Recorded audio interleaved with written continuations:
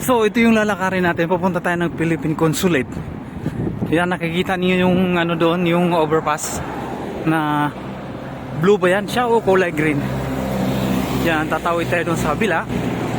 Tapos maglalakad na naman tayo pupunta sa Philippine Consulate. Yeah? Galing tayo doon sa company natin, nag-process tayo ng ano natin, ng labor contract. Pagkatapos, yan, magpapatatak tayo doon sa ano, magpa-verify tayo doon sa Philippine Consulate. Dami-dami kaututan.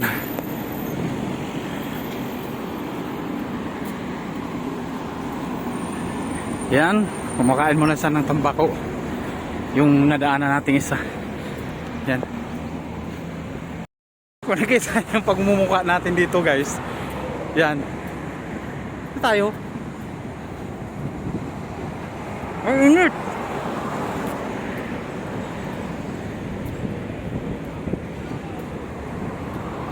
Grabe ang init guys. Maglalakad tayo. Yan. Ang init talaga.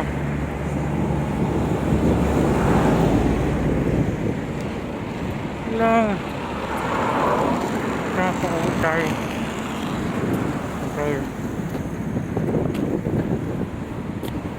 Takbo tayo. Masasakyan eh. Mag-walking tayo dito. Ano pala sa unahan yung tawiran? Wala pala dito. Makahalis. Takbo tayo.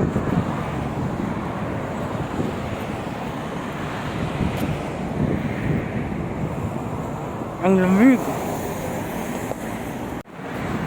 Yan, lalaki na tayo dun.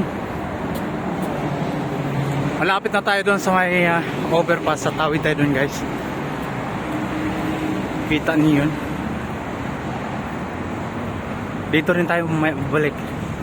Ayaw kasi magsakay ng taxi kasi ikot-ikot lang siya. Malaki yung pamasahe. Tapos sayang pamasahe natin. Dito na tayo malapit oh. Malapit na tayo, so tatawid tayo dun sa kabila para diretso na yung lakad natin. Yan.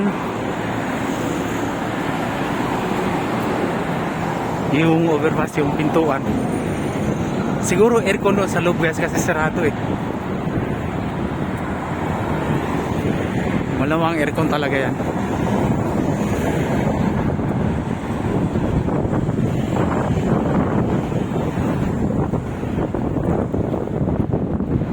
So dito na tayo.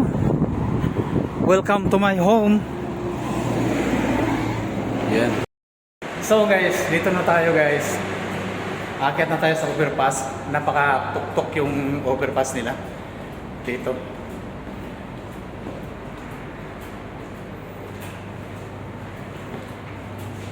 Mataas. Hi boss. Yun.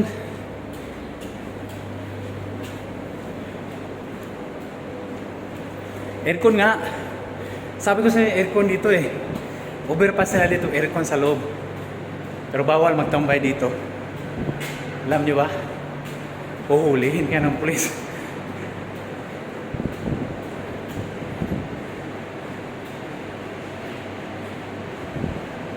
So, piliin natin tong ano.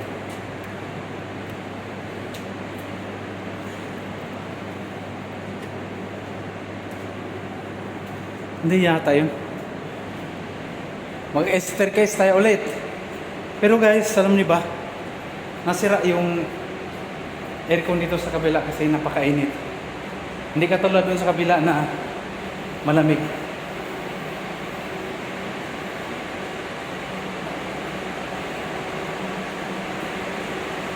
Sira yung aircon dito. Hindi na kinakaya. Yan. So, lapas na tayo. So, tuloy lang yung laban natin, mga kaibigan. Yeah, maglalakad tayo, pumunta tayo Philippine Consulate. Ang init, diba?